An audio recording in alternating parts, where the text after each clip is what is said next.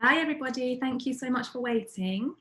So this is the 5th webinar in our series all about phonics in the early years. If you've missed the last 4, that's okay, you can access them on Eventbrite. So I think we're going to ask Kate Erica if she can share them. And we will do a little catch up on what the things we've talked about in the past on this webinar. So yes, we were going to turn our video off in a moment, and then we can speak, and we will still be here for any questions throughout. So if you want to put any questions in the chat box, or if you want to put your microphone on and ask us anything or say anything throughout, that's great as well. So thank you very much for joining us.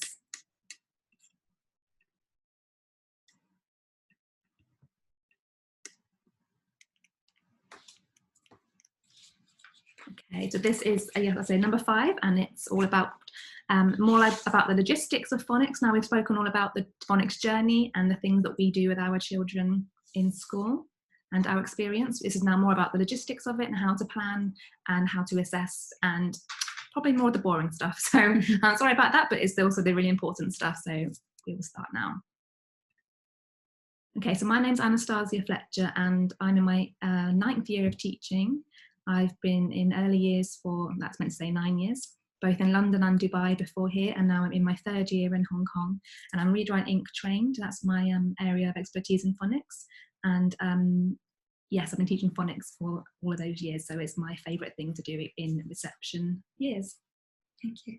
And I'm Claire Cunningham, and I'm from Scotland, and it's my first international. I've been in Hong Kong, this will be my 3rd year, and I'm teaching alongside Stars in reception. Again, I've been trained in Jolly Phonics, and I've helped to develop literacy and to close the gaps in the schools that I've worked with previously. So the outcomes for this session, as I said, is more of a recap of what we've spoken about so far. We will talk about some of the time scales, how long each phase of phonics might take, and then the planning and assessment that goes with that, as well as how to then differentiate lessons and using our experience about how we then support and challenge children throughout phonics. And the planning that we've been doing during virtual school experience, which has been when the children are at home online learning, which so far this year has been about 10 months worth. So we're getting quite good at that now. So this is the phonics journey that we have now completed talking about how children start with their oral sounds in the environment, then how they start learning what the sounds and letters look like, how they practice and get confident with using those sounds and those letters, how they apply it, and then how they start writing independently. And again, Kate will hopefully send you a link to access the previous webinars that talk more about this journey. Phonics is one of the core ways in which reading and writing are taught in the early years. Children begin their phonics teaching in nursery at our school, and they learn this through the phase 1, which is very much listening and sounds. It's about developing their listening so that they can identify sounds in words. So we start that in nursery. We do follow letter and sounds, as well as read, write and ink for our letter formation, which we use in phase 2. In phase 2, the children are taught their initial sounds, and they're taught how to form the letters using a rhyme, and then they're taught different sets of sounds, and in the different sets, after the children have been taught the first 2 sets, then they're then able to make CBC words.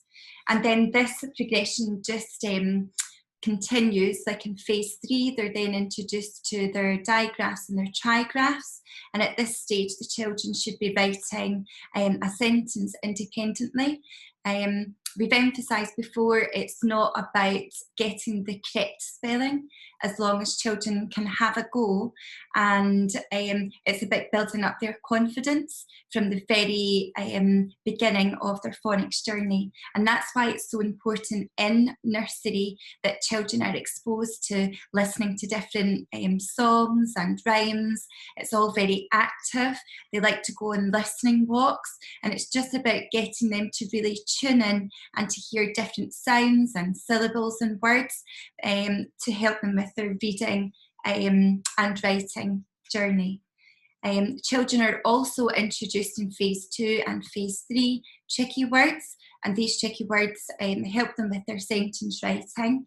In phase 4, the children are taught how to blend sounds together, and you can see that in the words, for example, bump and nest. They will be able to use those blends to form the words.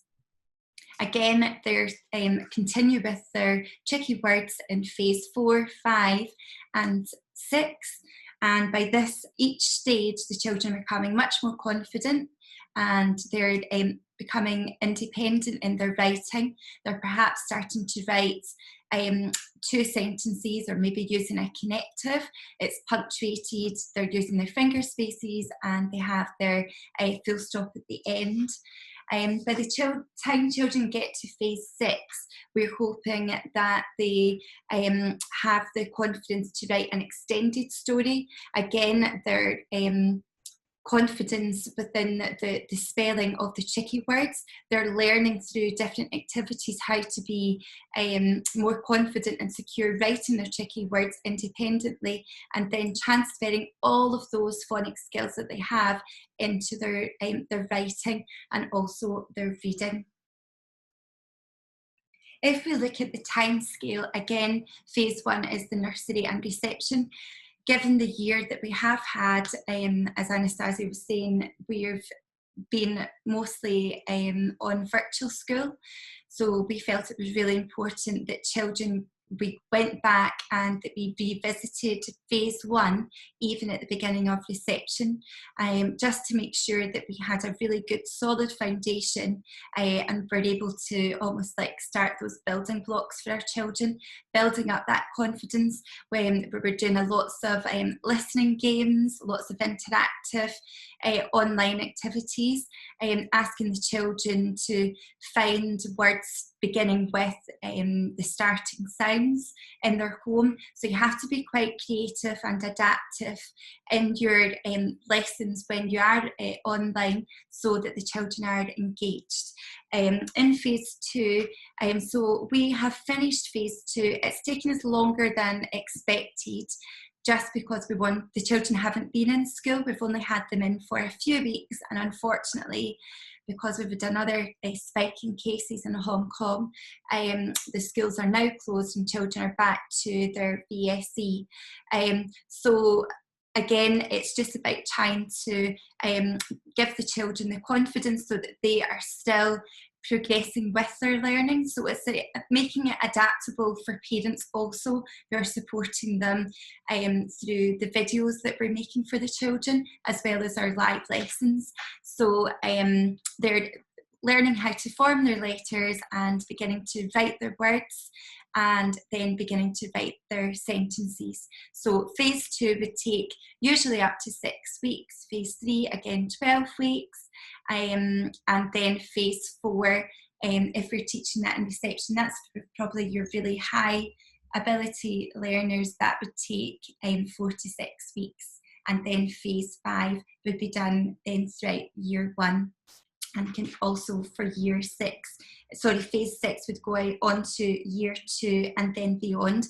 But the children need to have all of those stepping stones so that they are very secure and knowledgeable, can transfer all of those skills to their reading and their writing. So that's why it's really important about planning and assessing. From the very beginning, we have high expectations for our children. We set the expectations at every phonics lesson. This is what we're looking for. This is how we do our good sitting, our good looking, our good listening. And we use our tracking really well so that we know exactly where our children are. For us just now, it feels like the children are very much like individuals, in terms of we haven't started grouping yet, but we can see where our children are going on their journey, and we're going to be grouping them after Christmas. So it's important just that you're using your formative assessment to know where our children are, as well as embedding the phonics programme that we use. So I've said before that we use letters and sounds. It's very structured, and also we bring in our songs from Jolly Phonics, and all of the actions, because we know that children learn in different ways and at different rates. It's important also that our reading skills or schemes complement that. So we start off with our wordless books for ORT, and then we also have our Project X books, which the children love because it's about going on adventures. We've also provided for our parents virtual workshops for phonics and for reading and writing, because usually you would have your parents in just so that they know exactly where you're coming from and how they can support their children at home. And to support that parent, teacher and school partnership, we felt that was really important, and so we did that virtually with our parents. It's also looking at how to differentiate. So when you're looking at your assessment, then you can see how to group our children and where their next steps are and going forward. And also looking at our data, and then it means that we can use enhancements in our environment, and the children can access that independently.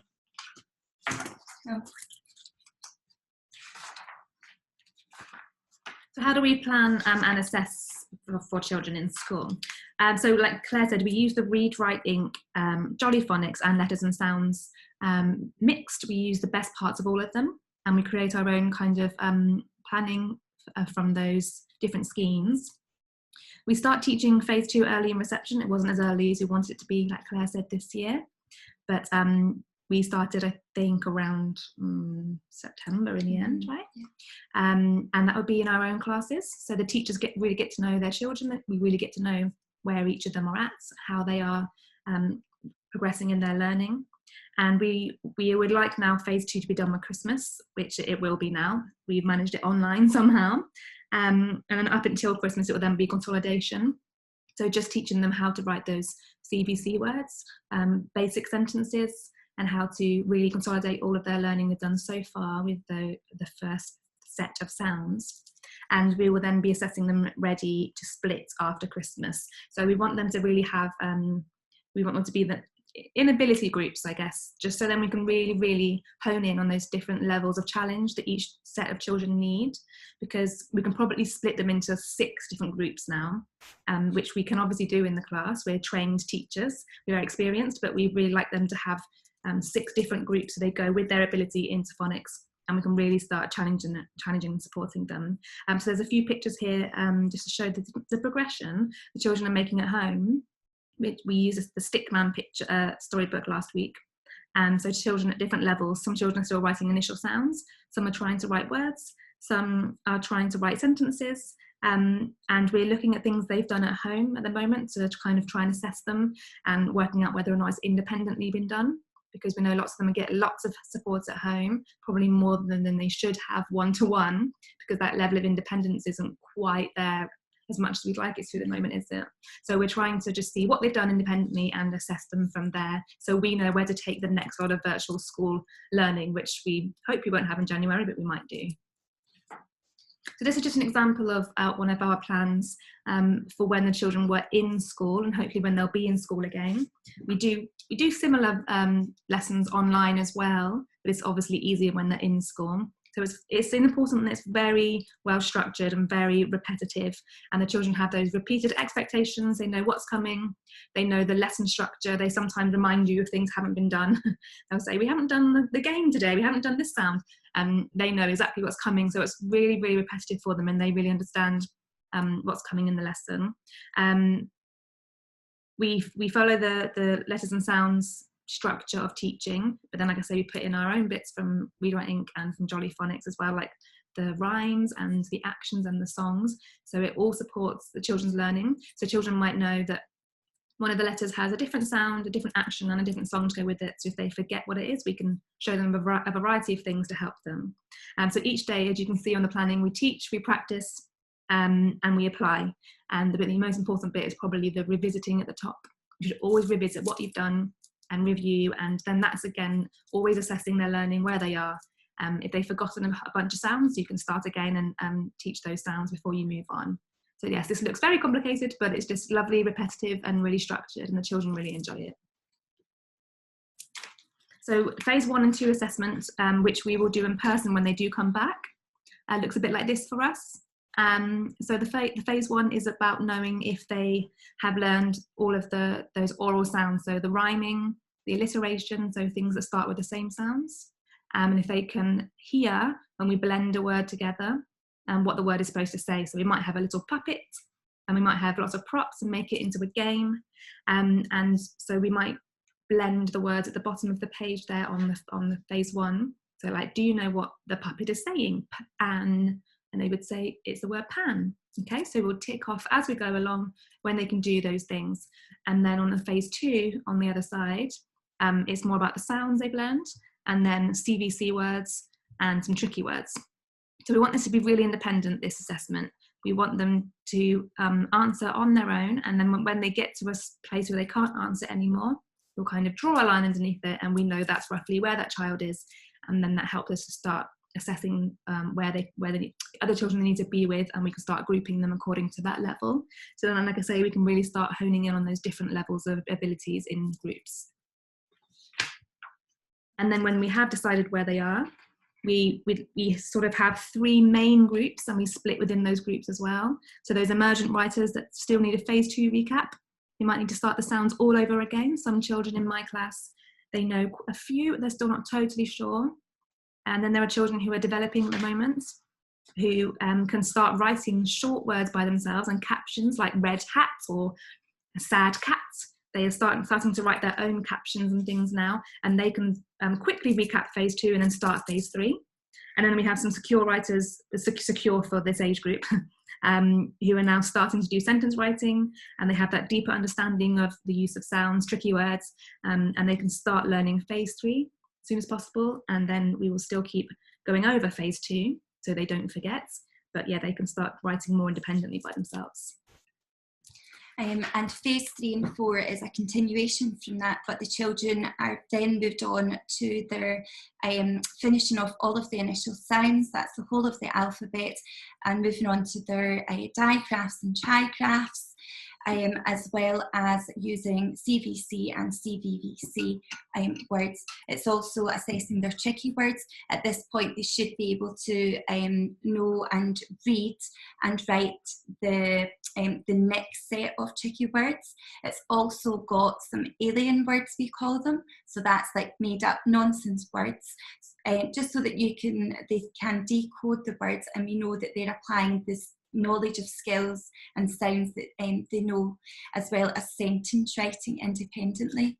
And we would maybe ask the children to come out individually to do this, or we might go into their play with that, and just to make sure that we have like all the props. So it's not like a very formal kind of sit down assessment. It's more using just like our flashcards we would teach in a phonics lesson, and also maybe getting them to read and write their tricky words, perhaps in sand or using paint, just making it a kind of fun way for them. And also phase 4 is also like that. Again, it's introducing those blends, and the sentences, it's asking more from them. So at this point here, it's they're using all of their knowledge and their skills from phase 1, 2, 3, and then 4. And just like Star says, if they get to, they're not sure of the blends, particular blends, that's really just would be the cut-off point. And you don't want to keep pursuing a kind of assessment with the child. If they're getting upset, they feel nervous about it, they're losing their confidence, then it's just about knowing, right, we're just going to stop this just now, and then we can plan their next steps and regroup if we need to. It's really important about differentiation after the assessments, and at this point, this is our starting point of we look at all of the children in the year group, and we're lucky that we have got a TLA in each year group that can support small groups or individuals. When the children come in the morning, we can go over with them and do a quick recap of sounds, or particularly focus on a group of sounds, get them to try and hear the sounds, maybe blend. What I've put in my classroom just now is a racing track for the boys, and I've used the first set of sounds because I know that some of them just can't blend yet. So with a lot of support online, we're able to hear the initial sound, but they can't hear the middle or the last sound. So I've got my racing track with my cars, and each car has got a different sound where they can make those words. So I'm hoping that they go in and they'll start playing with it, and then I can go over and support their learning. Again, it's just so important about the confidence. You want them to know that, you know, that they're doing a great job. They might not be able to do it yet, it might be a little bit tricky, but we'll definitely get there. And it's about allowing and letting the parents know that, you know, they are finding something a little bit tricky and how to support them at home. Even our PE specialist, it was fabulous the other day. It was target practice, and so they were using their tricky words or their sounds, and the parents then had to shout out the sound or the tricky word. And it was about using their PE target practice of throwing a beanbag or a ball against the wall, and the children just thought this was an amazing game. So that's something that we'll be able to bring into the classroom and use that kind of joint up learning of what's worked in PE, and to try and help them, support them with their sounds and tricky words. It's again making it fun and engaging, and as always, we always say how important the environment is. It's like a third teacher. Yes, differentiation is really important after assessing the children. And moving from there, going on to our AFL. So we naturally do this as early years teachers. We always empower our children by giving them the right tools that they need to become independent learners. And it's difficult for us just now because, as Anastasia was saying, we're not sure about how independent the children have been in their learning, and we'll assess that when they do come back in. But it's so important that we involve our children as soon as they come into like their nursery, self-assessing, you know, how they're getting on with their learning, about giving them the vocabulary that they need. I've just got like the traffic lights in my class so that when the children are leaving, they've got their exit pass and they just tap the colour, and it lets me know how they were feeling, if they felt confident, or, you know, they're nearly there or they need some support, which they like to do. We've also get the children to showcase their learning online. They're getting more confident at doing that. We're asking them to hold up their whiteboards or their paper and to show us. Also, when they're doing their writing, they love to circle their favourite one, and they can now tell their friends why they like that one. So ensuring that we use AFL through play, that helps us to form progression and our next steps, personalises the experiences for the children and taps into their interests, and it makes them more independent learners. And we do through this all the areas of the curriculum. Even during story time, are the children connecting with the story? Can they predict what happens next? Are they able to follow? Can they change the ending? Do they have a good knowledge of what the story is about? Is there any gaps where we need to help them? And also through our online videos, we are challenging our children. We've got different challenges that the children can choose which level they feel that they are at. And also when the children are writing now, it's not always about assessing them, it's about giving them that opportunity just to express themselves in writing without having to go over and feel that, you know, it has to be corrected. We said it's about just letting them have a go and building up that confidence. So when, again, we do have children in school, which hopefully will be soon, we very much try to do more of a kind of fluid teaching in our phonics. So that means that we kind of try and move away from that typical kind of carpet session input, and then the children go and do their own thing, and they go and choose, or free play, whatever you call it in early years. So we make sure that we have our TLA quite highly involved with the learning, and we consistently using what Claire just talked about, the AFL, during the lesson.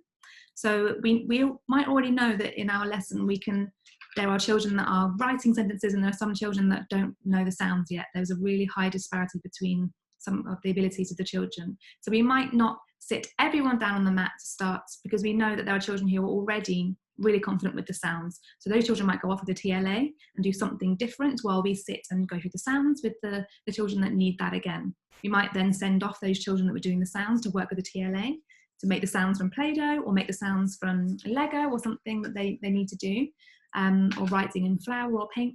Then we might call back those children that were doing their little job before, and we might go do sentence writing with them, or a new kind of sound that they haven't learned yet, but in different sets, so maybe set 3 sounds. And then we might call everyone back to play a game at the end, then have different jobs around the classroom again. So it's a very fluid, in and out kind of way of teaching phonics, rather than just everyone doing one thing and then everyone going to play.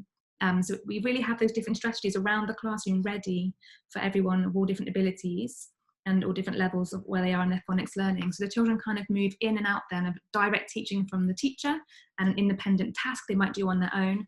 So when I was with my children last year, when I used to have children, I might start off 5 or 6 of them with a little game on a table, because I knew they were really good at writing already, and I wanted to start them sentence writing, so they were matching words to make a sentence. And then I'd bring them back to the carpet to teach the new sound of the day. Then I would send off the children that needed support with that with my TLA, whilst I then showed the other children how to put those sentences onto a whiteboard and write with a pen. So there's always that kind of that fluidity of teaching, rather than it being very focused on everyone together doing the same thing. So yes, we're looking forward to having them back and trying that again with them when they return. At the moment, because they are online and they're doing their virtual school experience, we were introducing them to something called a star challenge or a chili challenge within the classroom, and we put this online with them as well now. They're really good at it. So they're really good at choosing their own level, their own challenge, and it's helping them with that assessment for learning, helping them with that self-assessment to know where they are. So they will choose to do the 1, the 2 or the 3-star challenge, which we're now calling the hot chili challenge, the hotter and the hottest challenge. So they understand that if they start at the 1-star and it's too easy for them, they can move up to the 2-star, or if they think I can do this, I can start on the 3-star and it's a bit tricky, they can then choose the 2-star. And it's not about it being something that's really easy or really hard. We don't want them to become stuck on those words. We just want them to be able to assess where they are. So that's why we don't say like the easy challenge or the hard challenge, it's just stars or chilies or something fun. And it's just really getting them to think about, did I enjoy this? Did I learn from it? And why didn't I? Maybe it was a bit too tricky for me, so I'll try something different. Or maybe I need to challenge myself to do more. And then hopefully that will then lend itself to their independent learning. So even when they're doing their own challenge, when they're learning, they might start to think, oh, I need to do this something a bit more on here, or maybe this is a bit too hard for me. So it's just getting them to really assess themselves, and they're really good at that now.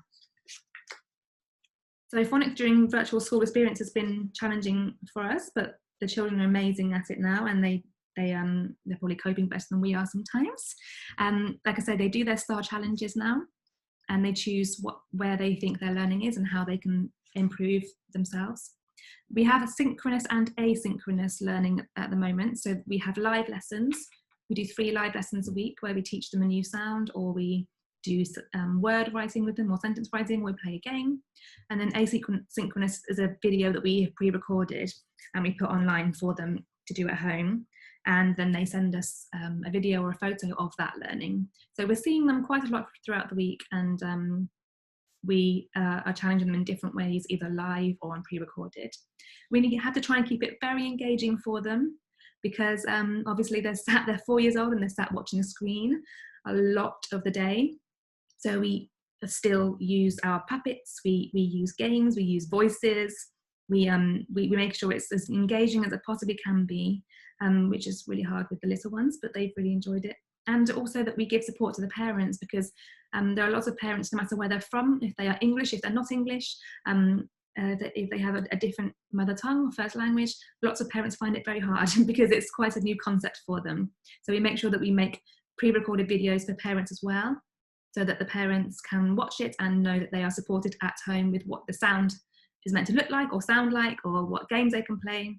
So the children have actually done really well, haven't they?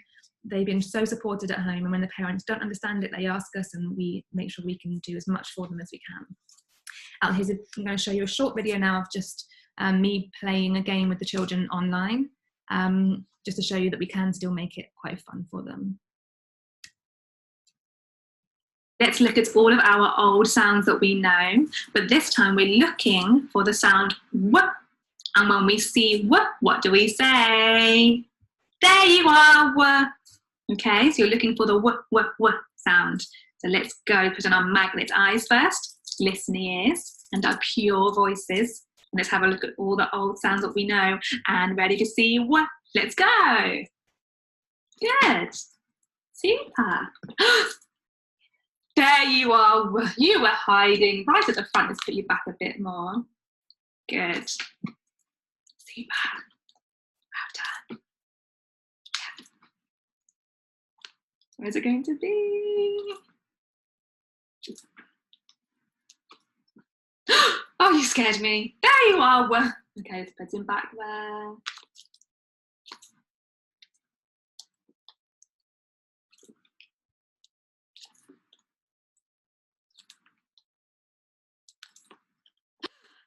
Oh, goodness me, you scared me again. Okay, so you get the point. So this is a game we play in school, and I just wanted the children to sort of feel like they were still playing it even though they're at home. And a couple of the parents said to me, oh, my child really believed they were scaring you online, and they really thought that when they shouted, there you are, that Miss Fletcher was being scared by them. So it's just nice to still get them really engaged and just pretending, and all of that lovely magic early years stuff that we always do with them, just to make sure they're still enjoying their learning online. These are some of the websites that we do use, and we've also given the parents a copy of these websites too, so that they can access them at home during VSE. We would also maybe perhaps have them on the interactive whiteboard for children coming in as a settler in the morning, and that's also really good as a form of assessment as well for children who maybe are reluctant to go over to like the phonics areas or to do some mark making. You can actually see, because there's so many fun games. And that's us. We have now completed our 5th webinar. So just to recap on and what we were saying when we were writing this here, just the conclusion, so many of the key points we have made, they just run through all of the webinars. So again, it should be really fun and engaging and interactive, whether the children are in school or virtual. It's about building up their confidence. If they feel confident, they'll be willing to have a go, and you will see that progression. And every child starts at the beginning of a journey, but then that journey takes however long, because every child is special and unique. It's about making sure that we get it right, that not every child will want to start reading when perhaps when you think, well, right, this is a good time to introduce. It can't be forced. We've got to just make sure we're going at their own pace and it's personalised for them. Again, it does need a lot of preparation in the early years. It's about making sure that you're really thorough with your planning. Everybody's on board. You've got your TLA. Perhaps they might need some training, or even to get the parents, again, looking at maybe providing a workshop, or just being there at the end of an email or phone, just to help them to support their children at home. We spoke about the fine and gross motor skills. Children need to be able to develop these muscles so that they can sit and write. So that's really important when they come into nursery, and to continue through reception also. And just about the environment, is it attractive? Are the children going to come in and think, wow, I really want to do that? And it's just about being creative with our phonics And as we said, we don't have a particular writing area. Our writing and mark making we have throughout our environments, both inside the classroom and in the outdoor space. Again, making sure that children are supported and challenged, whether that's in school or at home, that they have the choice of which challenge they would like and how to support the children who perhaps are finding it a little bit difficult. That might be because they are EAL children, English as a second language, or perhaps ASN. So again, these are just the kind of golden threads that went through all of our webinars. We hope you have found them useful, and we Kate has said that you will have access to all 5 of the webinars, and we will get the link to you. Does anyone have any questions? Or anything you'd like to say? No? Super. Okay. So thank you for joining us, and it'd be wonderful to get your feedback as always. You can use the QR code, and again, we will be able to get the links to the webinars to you. Yeah, so Amy's just asked about an example of chili challenges. Yeah, sorry, I didn't explain that very well. So in the classroom, before the children, we had children back in the classroom a month ago before they left again.